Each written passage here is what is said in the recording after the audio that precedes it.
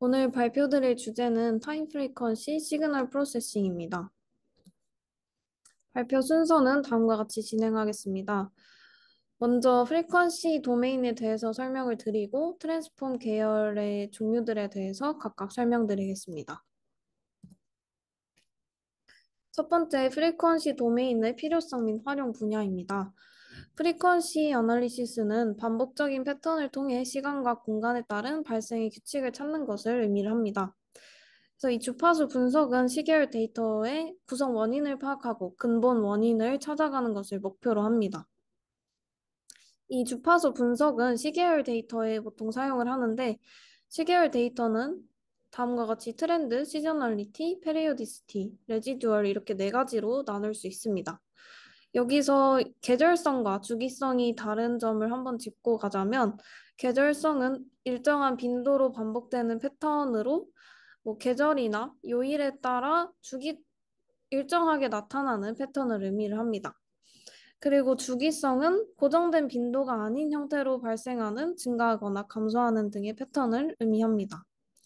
여기서 주파수 분석을 할 때 사용하는 것은 이 페리오디시티를 주로 사용한다고 보시면 됩니다. 다음은 프리퀀시 도메인이 활용되는 분야입니다. 주로 활용되는 분야는 신호 처리를 할 때 사용이 됩니다. 신호 처리에서 신호의 주파수를 분석하고 정보 추출하고 노이즈를 제거하는 데 사용을 하고 이 내 신호를 이렇게 분석하는 것뿐만 아니라 압축을 하는 데에도 사용을 합니다. 이 신호를 압축을 하는 데는 데이터의 저장이나 전송 효율을 높이기 위해 활용을 하는 것입니다. 또한 이 주파수를 시각화해서 사용하는 스펙트럼 분석으로도 사용을 하고 안정성 향상이나 조기 진단을 위해 진동 분석, 그리고 의료 진단과 음악 및 오디오 처리에도 사용을 합니다. 다음은 패스트 퓨리의 트랜스폼 설명입니다. 먼저 퓨리의 시리즈를 먼저 설명드리면 이 퓨리의 시리즈는 같은 형태를 반복하는 주기를 가진 파동이 아무리 복잡하게 있더라도 단순한 파동의 결합으로 이루어진다는 원리를 사용한 것입니다. 이때 사용하는 단순한 파동은 사인과 코사인을 함수를 의미를 하고 수식은 아래와 같습니다. 그래서 여기서 구해야 할 것은 AN과 BN을 의미를 하고 이를 오일러 공식을 거쳐서 아래와 같은 최종적인 수식을 얻을 수 있습니다. 하지만 이 퓨리 시리즈를 사용을 할 때 사인과 코사인과 같은 주기 함수를 사용해서 하는데 그러면은 시계열 데이터의 주기성이 띄지 않을 경우에 사용하지 못하지 않을까라는 의문이 드실 수 있는데 이때 비주기 함수에서도 사용을 하기 위해서 시간 주기 t가 무한대인 주기 함수라고 비주기 함수를 정의해서 사용을 하게 됩니다. 그래서 앞서 구했던 수식에 t를 무한대로 보내서 아래와 같은 수식을 얻을 수 있습니다. 또, 어, 그래서 앞서 설명드린 퓨리에 트랜스폼의 수식을 마지막으로 정리를 해보자면 여기서 ft는 변환하고자 하는 함수를 넣으면 되고 이 빨간색으로 네모친 부분이 주기함수의 강도, U가 주파수를 의미를 합니다. 그래서 저희가 퓨리 트랜스폼을 사용한다 했을 때 사용하는 것이 왼쪽에 보이시는 퓨리에 트랜스폼 수식을 보시면 되고 이 트랜스폼을 사용하면 타임 도메인에서 프리퀀시 도메인으로 바꿀 수 있게 됩니다. 그리고 두 번째로 인버스 퓨리에 트랜스폼은 이 프리퀀시 도메인에서 다시 역변환해서 타임 도메인으로 바꾸는 수식을 의미합니다. 그래서 정리를 하자면 퓨리에 시리즈는 단순한 파동들의 강도를 다르게 해서 합한 것으로 해석할 수 있고 이 파동들의 강도가 퓨리에 트랜스폼 결과를 의미를 합니다. 그리고 이 퓨리에 트랜스폼을 컴퓨터에서 활용하기 위해서 연속적인 퓨리에 트랜스폼을 이산적으로 바꿔주는 방법이 디스크릿 퓨리에 트랜스폼입니다. 하지만 이 디스크릿 퓨리에 트랜스폼은 시간 복잡도가 크다는 단점이 있기 때문에 패스트 퓨리에 트랜스폼이 등장을 하였습니다. 이 패스트 퓨리에 트랜스폼은 쿨리 터키 알고리즘을 사용을 해서 DFT를 바꾼 것을 의미를 하는데 이때 주기성과 대칭성을 이용해서 복잡도를 낮췄다고 합니다.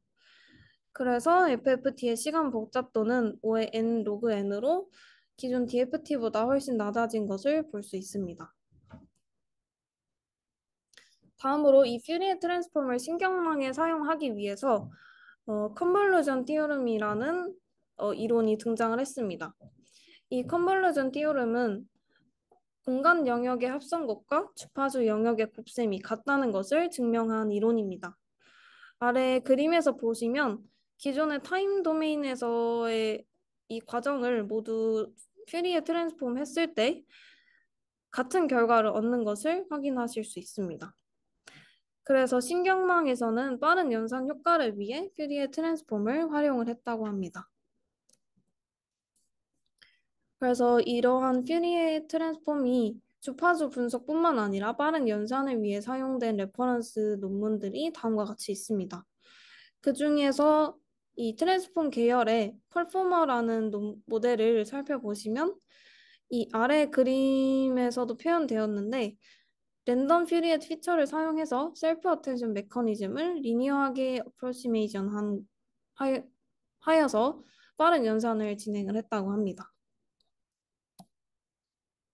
다음은 이 FFT를 활용한 두 가지 모델에 대해서 설명을 드리겠습니다. 첫 번째 모델은 타임즈넷입니다. 이 타임즈넷은 시계열 예측을 위한 모델인데 이 서로 다른 멀티 페리오디시티가 각 시계열마다 존재를 하는데 이 멀티 페리오디시티는 서로 겹치고 상호작용하기 때문에 모델링을 어렵게 한다는 점이 있었습니다. 따라서 본 논문에서는 여러 페리오디시티가 겹쳐서 존재하는 이 멀티 페리오디시티를 고려해서 학습에 사용을 해야 한다고 주장하는 논문입니다. 그래서 아래 그림에서 보시면 1D로 이루어졌던 시계열 데이터를 프리퀀시 변환을 거쳐서 2D로 바꾸는 것을 보실 수 있습니다. 좀 더 상세하게 설명드리자면 이 두 가지 변동으로 나눠서 모델에선 보고 있는데 첫 번째는 인트라 페리오드 베리에이션입니다. 이 인트라 페리오드 베리에이션은 이제 같은 페리오드 내에서 즉 같은 주파수를 가지는 같은 주기성을 띠는 데이터 내에서 발생하는 베리에이션을 의미를 하고 두 번째 인터 페리오드 베리에이션은 서로 다른 페리오드에서 발생하는 베리에이션을 의미를 합니다. 그래서 본 논문에서는 이 두 가지 베리에이션을 모두 고려하고자 하였습니다. 또한 이때 인터페리어드 베리에이션을 표현하기 위해서 FFT 트랜스폼을 활용을 하였는데 구체적으로는 이 FFT를 적용한 후에 프리퀀시 중에서 앰플리튜드 값이 가장 높은 K개의 프리퀀시를 선정하고 이 K개의 프리퀀시에 상응하는 페리오드만 활용을 한 것을 볼 수 있습니다. 그리고 그 K개의 프리퀀시와 페리오드를 바탕으로 1D 타임 시리즈를 K개의 2D 텐서 형태로 리쉐입하여서 모델에 적용을 하였습니다. 이때 K개의 프리퀀시만 사용한 이유는 의미 없는 하이 프리퀀시가 초래하는 노이즈를 피하기 위해서 K개만 선정했다고 논문에서 밝히고 있습니다. 다음 두 번째 논문은 에프넷이라는 논문입니다. 이는 트랜스포머 계열의 모델이고 아래와 같은 두 가지 단점을 해결하고자 하였습니다. 첫 번째는 어텐션 모델의 토큰 디펜던트 어텐션 웨이트가 성능 향상에 크게 유의미하지 않다는 점과 어텐션 연산의 쿼드라틱 메모리의 시간 복잡도를 가진다는 이 두 가지 한계점을 해결하고자 했습니다. 이 구조는 버트 구조와 거의 유사하다고 보실 수 있는데 버트 구조의 멀티헤드 어텐션을 퓨리의 레이어로 바꾼 점만 차이가 있다고 보시면 됩니다. 그래서 좀 더 구체적으로 설명을 드리면 퓨리의 레이어에서 2D DFT를 수행을 합니다. 이 두 가지 DFT를 수행을 하게 되는데 첫 번째는 임베딩 인풋의 히든 디멘션 방향으로 두 번째는 임베딩 인풋의 시퀀스 랭스 방향으로 이렇게 두 번의 DFT를 수행을 하게 됩니다. 이를 통해서 앞서 토큰 디펜던트 했던 것을 토큰 믹싱을 통해서 완화하고자 하였고 두 번째, 계산 복잡도를 낮추기 위해서도 프리퀀시 도메인에서의 곱셈 연산을 통해서 계산 복잡도를 낮출 수 있었다고 합니다. 이 연산에 대해서는 컨볼루션 디어럼 앞서 설명했던 이 이론을 참고하시면 됩니다. 그래서 최종적으로 토큰 믹싱과 낮은 갭산 복잡도를 위해서 퓨리에 트랜스폼을 사용했다고 정리할 수 있습니다. 또한 다른 이제 트랜스폼 계열에는 힐버트 황 트랜스폼이 있습니다. 이는 줄여서 HHT라고도 부르는데 원 신호의 시간 주파수 표현을 제공하며 다양한 주파수 구성 요소와 시간적 변화를 강조한 변환입니다. 이 변화는 FFT와 차이점을 중심으로 설명을 드리자면 FFT는 주파수 영역으로 표현이 되지만 HHT는 주파수와 시간 영역으로 표현이 됩니다. 또한 FFT는 정적인 주파수 성분을 가진 신호에 적합했지만 HHT는 변화하는 주파수 성분을 가진 신호도 활용할 수 있다는 장점을 가집니다. 즉, 넌스테이셔너리하고 넌리니어리티한 시계열 데이터도 분석할 수 있다는 장점을 가져서 지진 신호나 신체적 데이터나 금융 데이터와 같이 주파수가 시간에 따라 변화하는 넌스테이셔너리한 신호를 분석하는 데 적합한 트랜스폼이라고 볼 수 있습니다. 네, 그럼 이어서 발표 진행하겠습니다. 저는 속박 통합과정 박경근이고요. 이제 아까 이전에 그 푸리에 트랜스폼에 대해서 개념 설명 그리고 시간 주파수 도메인에 대해서 간단한 이제 응용에 대해서 말씀을 해주셨다면 저는 시간 주파수 도메인에 대해서 좀 딥하게 설명을 드리고자 했습니다. 그래서 그 가장 대표적인 기법으로 쇼타임 프리에 트랜스폼이란 게 있습니다. STFT라고 줄여서 부르고요. 기존의 FFT는 시간에 따라서 주파수 성분의 변화를 확인할 수가 없었습니다. 원본 시계열을 FFT 변화를 한다고 하면은 시간에 대한 정보는 아예 없고 주파수 성분의 강도를 볼 수 있었죠. 근데 이것을 이제 윈도우 함수를 이용해서 단위 시간당 풀이의 변환을 진행하자는 것이 이제 쇼타임 풀이의 트랜스폼이고요. 여기서 보시면은 윈도우 길이를 이제 슬라이딩 하면서 윈도우 길이만큼의 이제 FFT라고 이를 슬라이딩 하면서 FTFT를 진행하고 있습니다. 이것을 하게 되면 이제 왼쪽 원본 시계열 같은 데이터는 이제 시간에 따라서 트랜지션 상태인데요. 즉 0에서 10초까지는 이제 10Hz로 진동을 하고 10에서 20초까지는 5Hz, 그래서 20초에서 30초까지는 1Hz로 진동을 하고 그 나머지 10초 동안은 이제 1, 5, 10Hz가 동시에 나타나는 그런 원본 시계열이 있다고 했을 때 FFT를 한다면은 다음과 같이 오른쪽에 그 1Hz, 5Hz, 10Hz에 대한 성분만 나타나게 됩니다. 하지만 쇼타임 프레이 트랜스폼은 윈도우 단위로 이를 진행을 해야 했기 때문에 시간에 대한 정보를 갖게 되고요. 여기서 보시면은 그 10초, 20초, 30초마다 이제 각 경계에서 어떻게 주 성분 주파수가 변하는지를 확인할 수 있습니다. 이 쇼타임 프레이 트랜스폼은 그 파라미터로 윈도우 길이를 가지는데요. 맨 왼쪽 그림은 이제 윈도우 길이를 500만큼 진행을 한 것이고, 오른쪽은 이제 1000, 5000 이렇게 나타나게 됩니다. 시간과 주파수 영역의 해상도는 트레이드오프 관계입니다. 그 윈도우 길이가 5000일 때는 그 시간에 대한 해상도는 좋지 못하게 됩니다. 이는 그 10초, 20초, 30초 단위의 경계를 보시면은 경계가 흐릿함으로 확인하실 수 있고요. 그 윈도우 길이가 5000일 때 맨 오른쪽 그림을 보시면 확인이 가능합니다. 반대로 이제 그 주파수에 대한 해상도는 높아지기 때문에 10Hz에서의 그 밀도가 그 윈도우 길이가 500, 즉 맨 왼쪽의 그래프보다 훨씬 더 뛰어나게 됩니다. 그 대신에 시간에 대한 경계에서는 그렇게 좋지 못한 해상도를 갖게 되고요. 이것은 트레이드 오프 관계이기 때문에 사용자가 파라미터를 직접 입력해서 이미지를 출력하게 됩니다. 이를 통해 스펙트로그램이라는 것을 이미지 변화를 통해서 만들어내고 이것을 이제 CNN과 같은 딥러닝 모델에 입력을 하게 되는데요. 여기서 보시면은 원본시 계열이 시간에 따라서 점차 고주파로 증가하는 형태임을 이제 시각적으로 확인할 수 있지만 FFT 변환을 했을 때는 이것이 이제 시간에 대한 정보가 없어진 채 성분만 나타나게 되고요.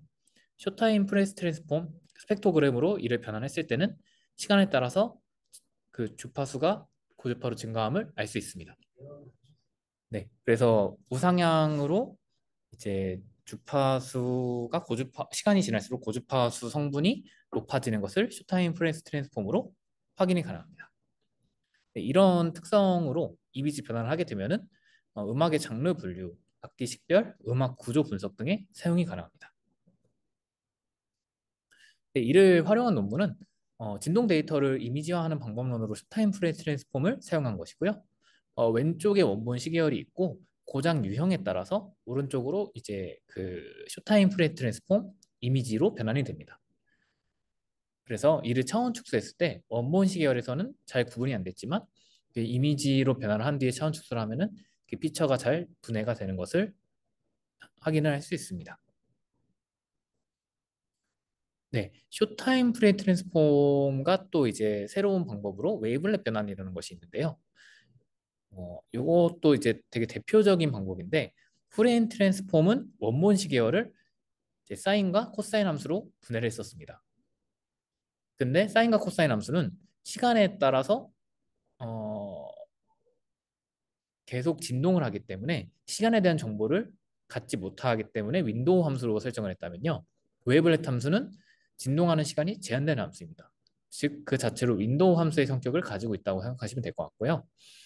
오른쪽으로 이제 대표적으로 웨이블렛 함수가 몰렛 함수가 있고요. 여러 가지 또 다른 종류들이 존재하게 됩니다. 이것은 사용자가 선택을 해서 그 데이터 특성에 맞는 그런 웨이블렛 함수를 설정을 하고 그 웨이블렛 변화를 진행하게 됩니다. 쇼타입 트랜스폼은 그 시간과 주파수 해상도가 트레이드오프 관계였기 때문에 웨이블렛 변화를 통해서 이에 대한 단점을 해결하고자 했는데요. 저주파 성분의 신호에 대해서는 시간 해상도를 낮추고 주파수 해상도를 높이는 것이 이제 웨이블렛 트랜스폼이고 이제 고주파 성분에 대해서는 시간에 대한 해상도를 높이고 주파수에 대한 해상도는 낮추게 됩니다. 이렇듯이 웨이블렛 함수의 스케일링과 시프트를 통해서 해상도를 가변적으로 설정한다는 것이 DWT의 W 웨이블렛 트랜스폼의 장점입니다. 네, 그러면 요 스케일 그리고 시프트가 어떻게 작동하는지에 대해서 설명을 드리자면요. 어, 기본적으로 그 프레이 트랜스폼과 같이 컨볼루전 함수를 사용합니다. 근데 이제 웨이블렛 함수와 원본 시계열을 컨볼루전 할 때 먼저 첫 번째로 로우 스케일로 시프트를 한다면 스케일을 오른쪽과 같이 업하게 됩니다. 스케일을 업한다는 것은 웨이블렛 함수가 좀 더 저주파에 가깝게 변환이 된다는 것이고요. 스케일을 조정을 했다면 또 컨볼루전을 진행하게 됩니다. 스케일이 낮을수록 고주파에 대한 해상도가 높은 것은 왼쪽 그림과 같이 로우 스케일일 때는 좀 더 진동하는 것이 고주파의 성격을 띠고요. 하이 스케일일 때는 오른쪽과 같이 좀 더 저주파의 성격을 띠기 때문입니다. 이를 그림과 같이 되면 다음과 같습니다. 네, 고주파일 때는 다음과 같고 이제 점차 저주파로 내려가면서 스케일이 높아지게 되고요. 이를 통해서 이제 플랫이 됩니다. 이 스케일 그리고 시프트가 컨티뉴어스하게 이루어지나 혹은 디스크리트하게 이루어지냐에 따라서 CWT, DWT가 나눠지게 되고요. CWT는 스칼로그램을 얻는 데 활용이 되고 DWT는 신호 분해 그리고 노이즈 처리에 활용이 됩니다. CWT가 우리가 흔히 생각하는 이미지 변환 방법론이라 생각하시면 되고요. DWT는 신호 분해를 통해 디노이징하는 효과가 있다고 보시면 됩니다. 스칼로그램은 아까 봤던 원본 시계열이 있다면은 쇼타임 프레이 트랜스폼보다 좀 더 좋은 해상도로 나타나게 됩니다. 스칼로그램 결과를 보시면은 시간이 갈수록 이제 헤르츠가 커짐을 알 수가 있는데, 근데 그것이 이제 쇼타임 프레이 트랜스폼보다 좀 더 그 명확하게 도시가 됨을 알 수 있습니다. 그래서 시간에 따라 급격하게 주파수가 바뀌는 트랜지언트한 상황에서 좀 더 쇼타임 프레 트랜스폼보다 적합하다고 합니다. 네, 이것을 활용한 논문은 이런 예시가 있고요. GADF, 쇼타임 프레 트랜스폼, 어, 컨티뉴어스 웨이브렛 트랜스폼 세 가지를 비교한 결과 레지넷 50에서 CWT가 가장 좋은 성능을 보였다라고 합니다. 그리고 DWT는 디스크릿 웨이블렛 디컴포지션에 주로 사용이 되고요. 주파수 필터로서 사용이 됩니다. 원본 시계열이 있다면 로우 패스 필터랑 하이 패스 필터로 두 가지로 나누게 되고 로우 패스 필터는 이제 저주파만 모아놓은 거고 하이 패스 필터는 고주파만 모아놓은 것이라 생각하면 될 것 같습니다. 또 로우 패스 필터는 또 하이 패스 필터, 로우 패스 필터로 나누게 되고 이런 분해를 점차적으로 할수록 멀티 레벨로 분해를 하게 됩니다.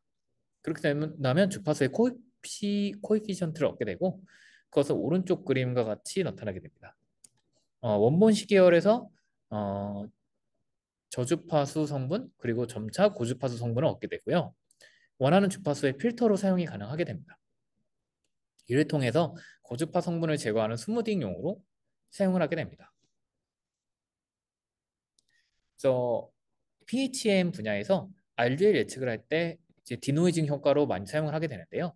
DWT를 이제 원본 시계열의 이제 FPT, 즉 어노말리 시점을 선택하는 데 있어서 보통은 3 시그마 기법으로 많이 사용을 하게 되는데 노이즈가 있다면은 이 노이즈에 갑자기 3 시그마가 반응을 해서 실제는 이상이 아닌데 이상으로 탐지를 할 수 있게 됩니다. 이러한 부분을 줄이고자 DWT 테크닉을 사용해서 노이즈를 줄이게 되고요. 이를 통해서 3 시그마를 FPT로 정하게 된다면 그러니까 First Prediction Time을 정하게 된다면 훨씬 더 노이즈에 대한 영향을 줄일 수 있게 됩니다. 이를 통해 이제 RUL을 예측하고요. 여기 밑에 그림에서 그 초록색으로 나타낸 에러가 원본 시계열과 DWT 스무딩을 한 차이라고 보시면 될 것 같습니다. 이를 통해 스무딩을 하고 노이즈를 제거하고 시계열 처리를 하는 그런 곳에 많이 활용을 한다라고 봐주시면 될 것 같습니다. 네, 레퍼런스 링크는 다음과 같고요. 네, 이것으로 발표를 마치겠습니다. 감사합니다.